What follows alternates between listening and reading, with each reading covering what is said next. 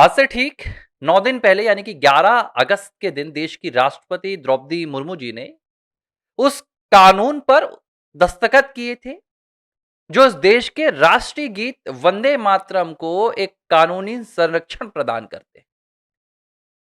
जो prevention of insult to national honour act 1971 था, उसमें अमेंडमेंट किया गया और कहा गया कि जैसे राष्ट्रगान को हम कानूनी संरक्षण देते हैं, कानूनी वैधता देते हैं, वैसे ही अब राष्ट्रीय गीत को भी कानूनी वैधता मिलेगी। कानूनी वैधता मिलने का मतलब होता है कि अगर आप राष्ट्रीय गीत का अपमान करेंगे, राष्ट्रीय गीत को जानबूझकर रोकेंगे या उसमें व्यवधान डालने की कोशिश करेंगे तो यह कानूनन अपराध होगा। 11 अगस्त के बाद दो घटनाएं देश में ऐसी आई हैं जिन्होंने अब यह बात साबित कर दी है कि इस देश में कानून नहीं, इस देश में अगर कुछ चलता है तो वो सिर्फ और सिर्फ निंदा राज चलता है। और मैं निंदा राज की बात क्यों कर रहा हूं, अब आप समझिएगा, इस पूरे वीडियो को देखिएगा। अब आप समझिए कि 15 अगस्त को सोनिया गांधी ने पूरे देश के सामने देश के 80वें स्वतंत्रता दिवस के मौके पर वंदे मातरम को रोक दिया। वो अलग बात है, उनके कार्यकर्ता गाते रहे, लेकिन सोनिया गांधी ने पूरी जान लगा दी कि वंदे मातरम रुक जाए। बाद में सोनिया गांधी राहुल गांधी की बहस हुई, एक वीडियो आया जिसमें ये कहते हुए राहुल गांधी नजर आ रहे थे कि this is not our song, Vande Mataram तो हमारा गीत है ही नहीं, हम तो गाते हैं मौला मेरे। अब पता नहीं कौन सा गाना होगा राहुल गांधी का। खैर, 15 अगस्त को पहली बार कानून तोड़ा गया। अब तक सोनिया गांधी के खिलाफ एफआईआर दर्ज होकर सोनिया गांधी एंड पूरी देश विरोधी लॉबी को, वंदे मातरम विरोधी लॉबी को यह संदेश इस देश के कानून के द्वारा, इस देश की राष्ट्रवादी सरकार के द्वारा भेज दिया जाना था कि देखो, अगर देश के सम्मान के साथ, राष्ट्र के प्रतीकों के साथ और राष्ट्रीय भावना के साथ खिलवाड़ करोगे तो तुम्हें बख्शा नहीं जाएगा। लेकिन हुआ एकदम विपरीत। सोनिया गांधी के वीडियो भारतीय जनता पार्टी के सोशल मीडिया से लेकर उनके तमाम सियासतदानों यानी कि नेताओं के प्रोफाइल पर नजर आए। मिलकर भाजपा नेताओं ने इतनी निंदा की कि उस निंदा के नीचे सोनिया गांधी दब गई, लेकिन सिर्फ निंदा हुई। अब यहां तक तो ठीक था, चलो ठीक है, सोनिया गांधी ने जो किया उसकी भाजपा नेताओं ने निंदा कर दी। इसके लिए एक्सक्यूजेस दिए गए थे कांग्रेस पार्टी के द्वारा कि सोनिया गांधी का जो पूरा वहां पर वीडियो आया था वो दरअसल वंदे मातरम को रोकने का नहीं था, वो खड़गे साहब के लिए कुर्सी मंगवाने का था। मैं भी मान लेता हूं एक सेकंड के लिए। लेकिन 19 अगस्त 2026 यानी कि बीते दिन इंदिरा भवन में, जहां पर सोनिया गांधी ने वंदे मातरम का सीधे तौर पर बहिष्कार किया था, पूर्ण वंदे मातरम के गायन का, उसी इंदिरा भवन में सीडब्ल्यूसी की बैठक में कांग्रेस पार्टी क्या कहती है? कांग्रेस पार्टी कहती है कि हम इस देश के संविधान को नहीं मानेंगे।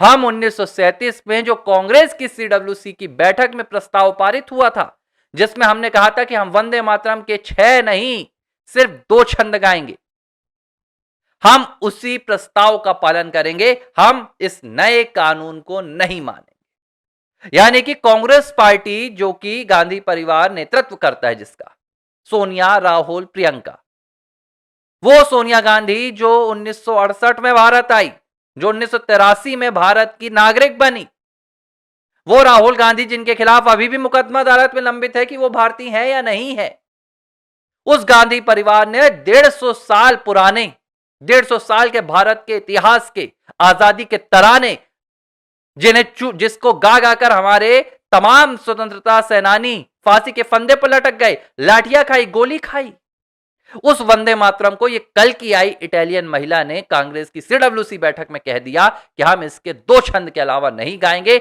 नहीं मानेंगे भारत का कानून, जिसको जो करना है कर लो। ये सत्ता में आज जो सरकार बैठी है, ये राष्ट्रवादी सरकार है, ये तुष्टीकरण की राजनीति को नहीं मानती। लेकिन अगर मैं कहूं तो कांग्रेस तुष्टीकरण में इस वक्त भारतीय जनता पार्टी भरी हुई है। कांग्रेसी तुष्टीकरण, मैं शब्द का इस्तेमाल कर रहा हूं, जैसे कांग्रेस मुस्लिम अपीजमेंट करती है, मुस्लिम तुष्टीकरण करती है, वैसे ही भाजपा के लिए गांधी परिवार भी तुष्टीकरण हो चुका है। भारतीय जनता पार्टी भी गांधी परिवार की तुष्टीकरण की राजनीति करती है। कैसे? अब मैं आपको बताता हूं। कांग्रेस ने साफ कह दिया हम इस प्रस्ताव को नहीं मानते। कायदे से जिस वक्त कांग्रेस ने यह प्रस्ताव पास किया तो सीडब्ल्यूसी, पूरी की पूरी सीडब्ल्यूसी पर एफआईआर दर्ज होना चाहिए।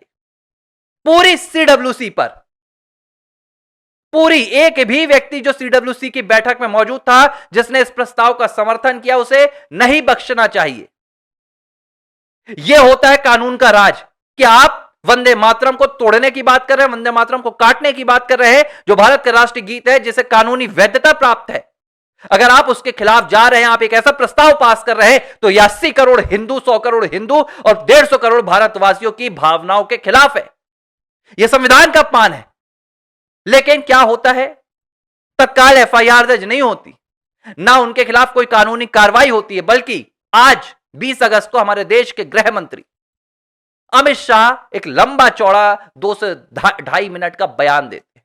इस बयान में अमित शाह ठीक ऐसे बात करते हैं जैसे कोई सत्ता विहीन दल का नेता हो, और वो कहता है कि कांग्रेस ने कहा है, मैं मतलब कहते हैं, माफ कीजिएगा, अमित शाह जी के लिए ऐसे शब्द तो मैं नहीं इस्तेमाल करूंगा, बहुत कुछ उन्होंने किया है। वो कहते हैं कि कांग्रेस ने कहा है कि हम 1937 के प्रस्ताव को मानेंगे और हम वंदे मातरम के सिर्फ 2 छंद गाएंगे, 6 छंद नहीं गाएंगे। शाह जी कहते हैं कि ये तो राष्ट्र विरोध हो गया और ये मुस्लिम तुष्टीकरण हो गया। कांग्रेस पार्टी मुस्लिम तुष्टीकरण से भरी हुई है, इसलिए कांग्रेस पार्टी ऐसा कर रही है। अब हमें एक बात बताइए गृह मंत्री जी, कि यह बात तो हमें भी पता है कि कांग्रेस ऐसा क्यों कर रही है। कांग्रेस पार्टी ने ऐसा क्यों किया? मुस्लिमों को खुश करने के लिए किया, उन्होंने राष्ट्रद्रोह किया। लेकिन आप एक बात बताइए कि क्या गृह मंत्री होने के नाते आपके पास कोई कानूनी शक्तियां नहीं है कि जो इस देश के कानून को नकार रहा है उसके खिलाफ कानूनी कार्रवाई कर सके? जो राष्ट्रद्रोह कर रहा है, जो देशद्रोह कर रहा है, उसे कानूनी दायरे में लाकर अदालत में और अदालत से ले जाकर जेल के कटघरे में ले जाएं। लेकिन अमित शाह अपने 2 मिनट के बयान में अंतिम बात कहते हैं कि मैं इसकी निंदा करता हूं। सवाल यह उठता है कि निंदा करने के लिए आपको सत्ता में रहने की जरूरत नहीं है। निंदा तो आप विपक्ष में भी बैठ के कर सकते हैं, निंदा तो आप एक आम आदमी के तौर पर कर सकते हैं। निंदा करने का काम मेरा है, मैं एक आम आदमी हूं। आपका काम एक्शन लेने का है। हमने आपको गृह मंत्री की कुर्सी, लेकिन आज वही बात हो रही है, निंदा हो रही है। क्यों? क्योंकि इस पूरे मामले में भारतीय जनता पार्टी को प्रॉफिट हो रहा है। This is core matter of profit gain. कौन सा प्रॉफिट? Political profit. भाजपा जानती है कि कांग्रेस ने तो सेल्फ गोल कर लिया है, अब हम कांग्रेस के खिलाफ राष्ट्रद्रोही होने का, मुस्लिम तुष्टीकरण होने का एक अभियान चलाएंगे और अपने वोट बैंक को मजबूत करेंगे। नाउ द क्वेश्चन इज, अगर 12 साल भाजपा की सत्ता रहने के बावजूद राष्ट्रवादियों को, राष्ट्रद्रोहियों को देश की संसद में देखना पड़े, राष्ट्रवादियों को, राष्ट्रद्रोहियों को भारत का कानून तोड़ते हुए देखना पड़े, तो मुझे लगता है कि ऐसी सत्ता अगर छोड़ दी जाए तो वही बेहतर होगा। कांग्रेस की सरकार होती तो भी यही होता, ये वंदे मातरम का अपमान करके खुलेआम घूमते। आज भाजपा की सरकार है तो भी ये वंदे मातरम का अपमान करके खुलेआम घूम रहे। मुझे लगता है अब अगर वाकई में भारतीय जनता पार्टी राष्ट्रवादियों का समर्थन खोना चाहती है तो उनका स्वागत है, या भाजपा राष्ट्रवादियों को मूर्ख समझ बैठी है तो भी भाजपा का स्वागत है। लेकिन अगर वाकई में भाजपा वंदे मातरम का सम्मान करती है या संविधान का सम्मान करती है तो उन्हें पूरी की पूरी सीडब्ल्यूसी पर एफआईआर दर्ज करके ये भारत के राष्ट्रवादियों को संदेश देना होगा कि हम कानून से बढ़कर किसी को नहीं मानते। और अगर ऐसा नहीं होता है तो फिर मैं एक ही बात कहूंगा कि ये गांधी परिवार, मतलब भाजपा गांधी परिवार की तुष्टीकरण की राजनीति कर रही है, जहां गांधी परिवार का नाम सिर्फ भाजपा अपनी राजनीति के लिए इस्तेमाल कर रही है। एबीसी हिंदी न्यूज, आज ही जुड़िए हर खबर के साथ।